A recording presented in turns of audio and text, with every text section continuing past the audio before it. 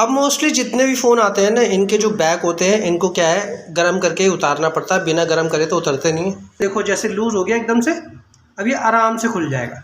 ये देखो इस तरीके से गर्म करने का ये फ़ायदा होता है। तो सबसे पहले उतार लेते हैं इसकी वाली पन्नी जो कैमरे ऊपर कनेक्ट होती है, और इन चीज़ों का मैं बहुत ज़्यादा ध्यान देता हूँ। और एक ये मैंने पेस्टिंग कर ली और बहुत अच्छे से एक एक एजेस, एक एक किनारे मिलाकर मैं इसको कर दूंगा फिक्स। विश्वास जमाना बहुत मुश्किल होता है, और अगर जमा लो तो उसे लंबे समय तक चलाना बहुत ज़्यादा मुश्किल हो जाता है। तो मैं बात कर रहा हूँ उस कस्टमर की, चाहे मैं किसी दुकान का कस्टमर हूँ या मेरी दुकान के लिए कोई कस्टमर हो जो काफ़ी टाइम पुराने समय से जुड़ा हुआ है, और अगर वो ये कहे कि यार ये काम तो सिर्फ आपसे ही करवाना है और किसी और से काम करवाना ही नहीं। 1.5 साल पहले तक मैं सिर्फ मोबाइल ठीक किया करता था, और 1.5 साल पहले मैंने मोबाइल का काम इसलिए छोड़ दिया क्योंकि यार अब वो चीज़ें ना ठीक से हो नहीं पा रही थी, क्योंकि मुझे चश्मा लग चुका था। और अब मैं ये नहीं चाहता था कि यार अब मुझे रिपेयरिंग करना है, क्योंकि मैंने काफ़ी टाइम रिपेयर किया, करीब 8 से 10 साल मैंने रिपेयरिंग का काम किया। और अब लगता था कि यार नहीं यार बस बहुत हो गया, चश्मे का नंबर बढ़े, इससे अच्छा अब इस काम को छोड़ देना चाहिए। तो कुछ मेरे पुराने कस्टमर्स हैं, काफ़ी टाइम पुराने कस्टमर्स हैं, जो सिर्फ ये चाहते हैं कि यार हमारे मोबाइल ना सिर्फ आप ही ठीक करो। परसों भी मेरे पास एक कस्टमर आया, उन्होंने भी कहा कि नहीं हमें तो ये फ़ोन आपसे ठीक कराने। और एक हफ्ते पहले भी एक कस्टमर एक मोटोरोला का फ़ोन लेकर आए हुए, वो भी ये चाहते हैं कि यार ये वाला फ़ोन सिर्फ आप ही ठीक करो, यार हमें किसी और पे फेथ नहीं है। दुकानें बहुत हैं, लेकिन एक फेथ वाली बात भी होती है कि भाई काम यहाँ पे हमें बेस्ट मिलता है, ब्लाइंड फेथ है। तो ये ब्लाइंड फेथ जमाने के लिए काफ़ी साल लग जाते हैं। जो लोग व्यापार करते हैं, दुकान चलाते हैं, उन्हें इस बात का अच्छे से मालूम होगा कि एक कस्टमर के लिए विश्वास जमाना कितनी बड़ी बात होती है। तो फ़िलहाल मैंने ये हमारा किचन है फर्स्ट फ्लोर का, इसमें मैंने अपनी पूरी एक छोटी सी दुकान बना रखी है रिपेयरिंग के लिए। और यहाँ पे एक लाइट भी मैंने रिंग लाइट लगा रखी है, और यहाँ मैं टेबल पे कोई भी फ़ोन का काम करता हूँ। और ये रिंग लाइट मुझे इसलिए चाहिए होती है कि भाई यहाँ पे लाइट का थोड़ा सा हिसाब कम है, और ये एक लाइट है, ये भी बेचारी टेढ़ी मेढ़ी हो गई, इसे भी मैं ठीक से ठीक नहीं करवा पा रहा हूँ, और कहीं कोई लाइट नहीं है। तो मुझे बेसिकली काम करने के लिए ना एक लाइट चाहिए होती है, बिल्कुल जो फ़ोन के ऊपर डले, जिसको हम अच्छे से और बारीकी से देख सकें। तो इसलिए मैंने यहाँ अपनी एक LED लाइट लगा रखी होती है जब मुझे यहाँ काम करना होता है। हालांकि यहाँ पे पंखा भी नहीं है और मुझे गर्मी में ही काम करना पड़ता है। तो मैं इसलिए, ये सिर्फ 2 लोगों के फ़ोन है, मेरे करीब 6 से 7 साल या 8 साल पुराने कस्टमर होंगे, और उनके लिए मैंने हाँ भर दी। हालांकि मैं मोस्टली लोगों को ये मना कर देता हूँ कि भाई मेरे बस का नहीं है, मैंने काम करना छोड़ दिया है। तो मैं दिखाता हूँ आपको और मेरे पास कौन सा फ़ोन है। ये करीब 1 हफ्ते से फ़ोन आया हुआ है, ये मोटोरोला का फ़ोन है, जैसे मैंने आपको बताया कि एक मोटो का फ़ोन आया हुआ है। G40 या G60 के आसपास इसका मॉडल है। ये भी हमारे काफ़ी पुराने कस्टमर हैं। और एक ये ओप्पो का मॉडल है, और ये भी पुराने कस्टमर हैं। इनके फैमिली के जितने भी फ़ोन्स हैं, घर में 4-5 फ़ोन इस्तेमाल होते हैं, तो ये भी मैं काफ़ी टाइम से इनके फैमिली के फ़ोन ठीक करता आया हूँ। तो इनका भी ये कहना है कि नहीं आप हमारा फ़ोन कर दो, थोड़ा सा टाइम शायद थोड़ा ज़्यादा ले लो। इनका भी यही कहना है कि भाई 2 दिन की जगह 3 दिन 4 दिन ले लो, लेकिन फ़ोन आप ही ठीक करो, क्योंकि आप पर विश्वास है। और जब भी आपसे हमने फ़ोन ठीक कराया है तो भाई वो पैसा वसूल काम होता है और हमें कोई दिक्कत भी नहीं आती। तो जब कस्टमर इस तरीके की बातें करता है ना कि हाँ यार पैसा वसूल काम है, भाई हमें आपसे ही कराना है, तो एक खुद को ही लगता है कि यार चलो कोई बात नहीं, बहुत सारे नहीं, 1-2 कस्टमर ही हैं, तो इनका ही काम कर देते हैं। हालांकि मन नहीं होता और समय नहीं मिल पाता, लेकिन फिर भी मैंने कहा कि चलो आज दुकान की छुट्टी करके इनका काम करता हूँ, क्योंकि इनका काम भी बहुत ज़्यादा ज़रूरी है और शॉप भी देखो बहुत ज़्यादा ज़रूरी है। आधे दिन मैं छुट्टी करके आज इनका काम निपटाऊंगा, बाकी का आधे दिन यानी 3-4 बजे के आसपास फिर मैं अपनी शॉप खोलूँगा और शाम को मैं वहाँ बैठूँगा। अब मोस्टली जितने भी फ़ोन आते हैं ना, इनके जो बैक होते हैं इनको क्या है गर्म करके उतारना पड़ता है, बिना गर्म करे तो उतरते नहीं हैं। ये मेरे पास गर्म करने वाली मशीन है, तो हम रख देते हैं इसको इसके ऊपर, और ये करीब 7 से 8 मिनट लेगा। जब ये अच्छे से गर्म हो जाएगा तो जो इसकी बैक ढक्कन पे जो गम होगी ना वो लूज़ हो जाएगी, और उसके बाद हम इसके बैक को उतारने में कामयाब हो पाएंगे। तो इसको पहले हीट होने देते हैं, और टेम्परेचर इस वक्त 98 क्रॉस कर गया, और ये 100 पे मैंने सेट कर रखा है। 100 टेम्परेचर पे ये अपने आप जल्दी जल्दी काम करने लगेगा और हम इसको आसानी से उतार सकेंगे बिना किसी ब्रेक के। तो मोटरोला वाले फ़ोन को तो मैंने ओपन कर लिया और इस कस्टमर का जो फ़ोन आया है बेसिकली डिस्प्ले ख़राब होने की वजह से आया है। उसे भी ठीक से कंफर्म नहीं है कि डिस्प्ले ख़राब हो गई है कुछ और, लेकिन उसने जिस हिसाब से बताया है कि भाई ये पहले एकदम से धुंधला हुआ, धुंधला होने के बाद एकदम से ब्लैक हो गया, तो इसमें डाउट है डिस्प्ले का ही।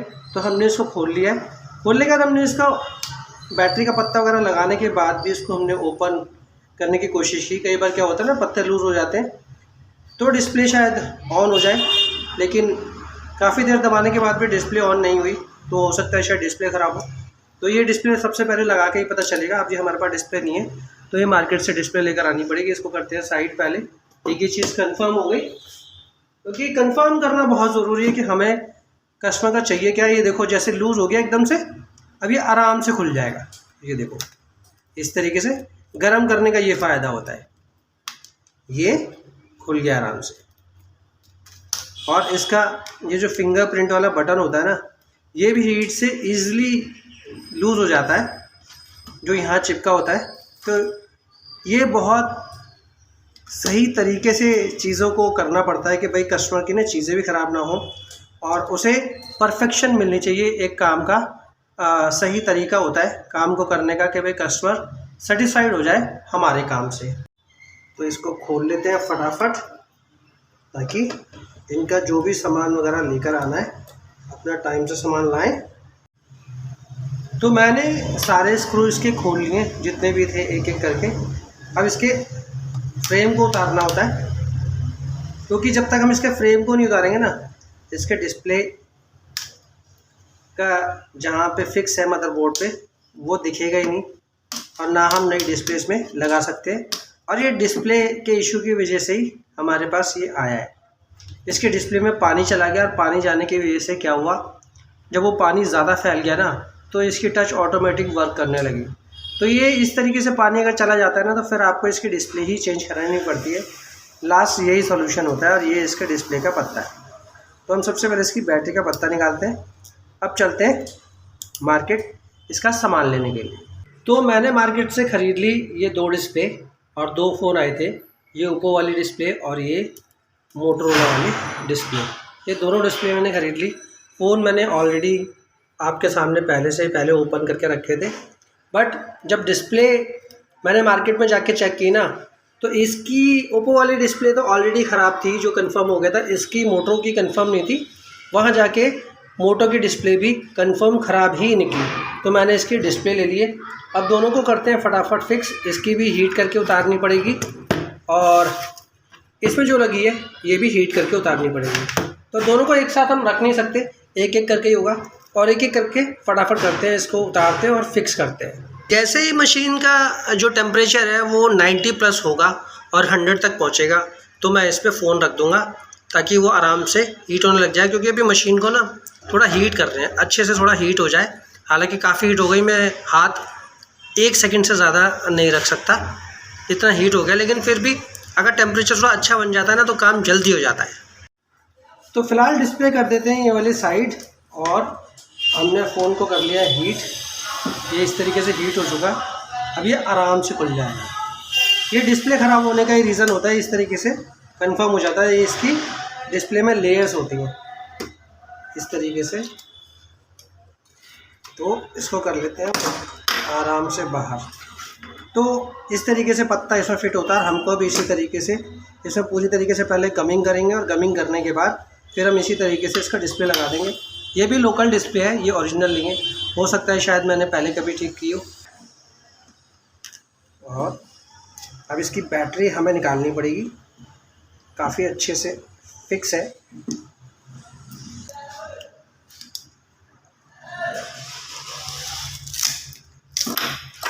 ये निकल आई ये डिस्प्ले, और ये हमने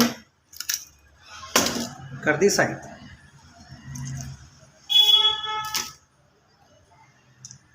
बैटरी अभी हाल फिलहाल गर्म है, तो इसकी जो लेयर्स है ना, इसको आप अभी मेरे पास औजार तो बचे नहीं हैं, लेकिन जितने हैं मैं उसी से ही काम कर दूंगा। और इसके लेयर्स को मैं अच्छे से इस तरीके से सेट कर दूँगा ताकि बाद में जब हम फिक्स करें ना तो ये परेशान ना करे हमें, क्योंकि फिर क्या है ना, उठ जाती है बैटरी और उसके बाद फिर जो बैक ढक्कन होते हैं वो फिक्स नहीं होते। तो मैंने इस फ्रेम को अच्छे से कर लिया है क्लीन चिमटी की मदद से। जहाँ जहाँ जितना भी पुराना पेस्ट था वो सारा पेस्ट मैंने अच्छे से निकाल दिया और आप देख सकते हो ये इतना सारा पेस्ट निकला भी है। इसी तरीके से मैंने इसमें भी पेस्ट निकाल दिया और ये अच्छे से क्लीन कर दिया। दोनों मैंने अच्छे से क्लीन कर दिए।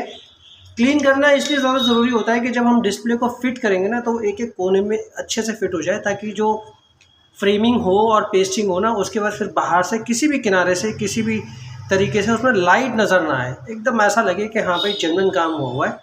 इस तरीके से हम इसको इसलिए साफ़ करते हैं ताकि अगर गम कहीं भी रह जाएगा ना, सूखा हुआ गम, पुराना गम, तो वहाँ से ना आपको लाइट नज़र आएगी, एक रोशनी सी नज़र आएगी, वो आपको ना ऐसा लगता है जैसे आपने रिपेयर करवाया है। तो हमें काम ऐसा करना है कि लगे ही ना कि ये रिपेयर हुआ है।